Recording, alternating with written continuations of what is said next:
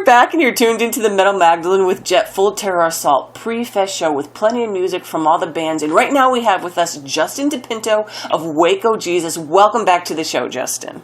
What's happening? How you doing? I'm doing great, Justin. So, Justin, tell people a little history on the band and when you joined up with them. Let me think about this. With Waco, I got back in. Well, not back in. I got in the mix with those guys. I think it was 2010 or 11. I'm figuring. I can't remember the breakoff point. But Johnny, who was the original drummer, had started screwing around with a band called Lizard Skinner with his cousin. I think was living in Austin or something at the time. And that was a band that featured the Lizard Man, the guy that's tattooed like like a reptile. And I guess that was supposed to be like, I don't know, I don't want to say it was going to be like the money maker, but they figured it was going to be a pretty big thing. It was going to blow up. So he was going to put his stuff at Waco on like hiatus for a little bit and try that out. And it ended up not turning out to what they wanted it to be. But by that point, I had jumped in per his request to cover for him, and we immediately went overseas and went to go record and all this other stuff, and I just kind of fell into the place. And then when that whole project he was doing kind of fell apart, it wasn't so much that he wanted back in because he made that choice, but it was kind of unfortunate. I'm sure he probably would have waited if he knew that's how it was going to turn out. But I've been doing it ever since, and he actually, he did a track on the new record because we're all super close. So, but he brought me in pretty much because we had done shows a bunch of times in the past when I did Mortal Decay, and they had been out to the East Coast, and I had gone out, to Illinois, and we did some festivals in Kentucky and Indiana and things like that with those guys. So we were all pretty tight. And it was just basically a couple of phone calls, and like, all right, here's a plane ticket, come on out, learn the tunes, and like, I already know them, so we'll go do it.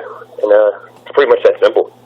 Shane, as you guys might know, as Joey B from Full Terror, has always been the same way he does the festival. He's done the tours. He does it all himself. Doesn't really go through many other touring agencies at all. He'll have some local guys book stuff here and there, but he's always handles the flights, the bus, the whole night himself. So he try to do it all DIY. And it's actually, I prefer it that way, to tell you the truth, because it's like I don't know, it's hands on. So when you go over, it's just like all the same guys. You use the same crew, the same drivers, all the same people like that. So it's fun.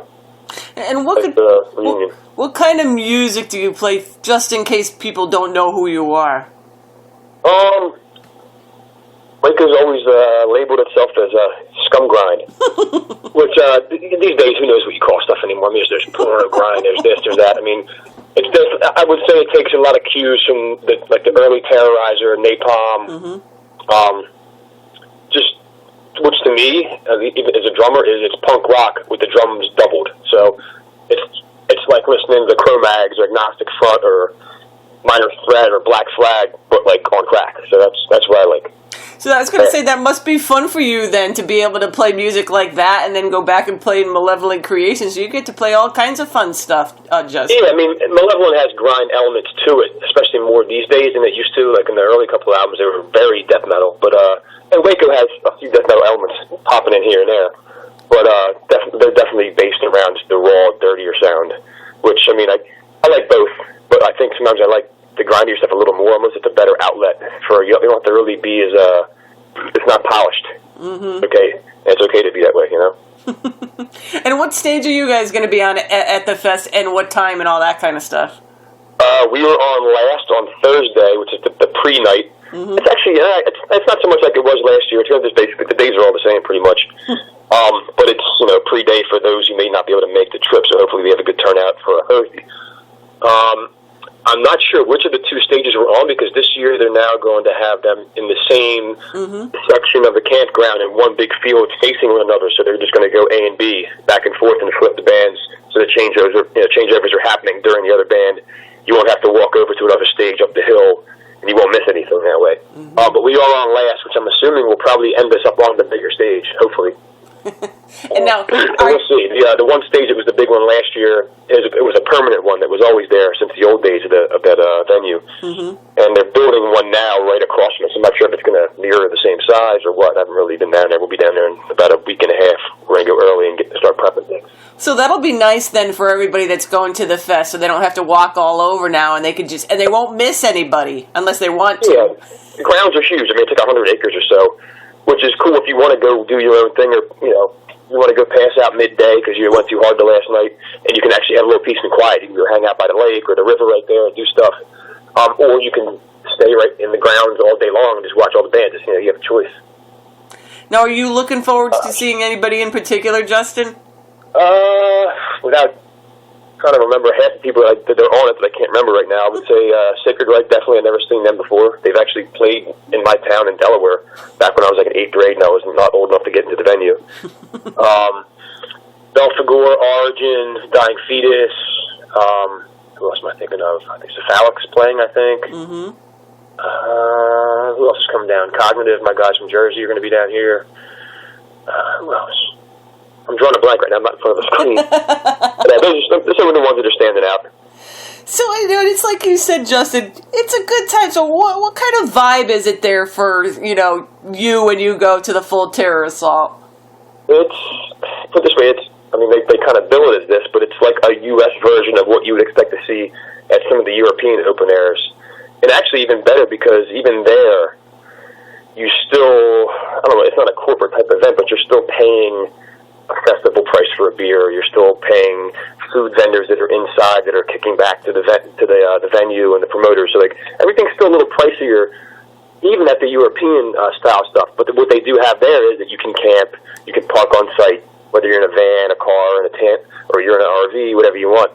But in this instance, it's BYOB. So your cost goes way down. Mm-hmm.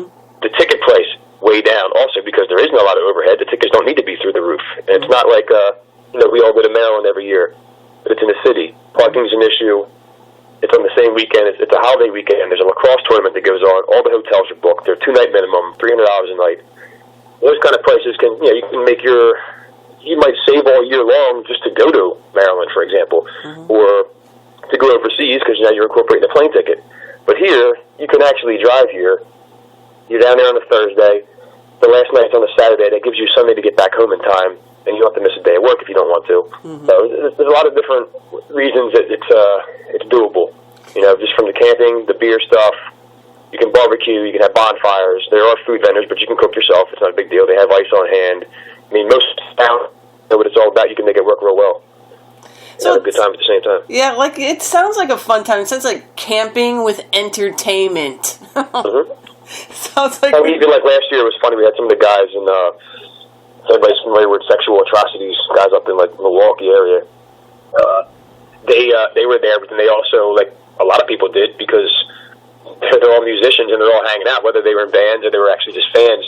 Everybody's got acoustic guitars. They've got some other random pieces of their drum sets that they brought. Even though there's a backline, they might have like a snare drum with a pedal. And a lot of guys were just setting up and doing some little jams around the campfire. And that was a big thing last year. Hopefully there's more of that. It was fun. So it sounds like it's going to be a good time. And of course, from what you're saying and talking about, you're going to be staying for the whole fest. Yeah, we'll be early. I mean, I'll go out the weekend before to rehearse with the guys, and then we'll go down a few days beforehand because they need all the help they can get prepping and getting stuff built and getting the whole infrastructure together. So we're all going to help out and lend a hand with that. So we'll be there, probably Tuesday.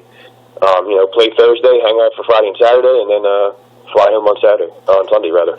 Perfect. All right. Well, Justin, thanks for coming on the show tonight and telling us about what's going on at the fest and with the band Waco Jesus. And have a good time. And I hope you guys have great weather. I hope so too. If not, mud works too. We can do it.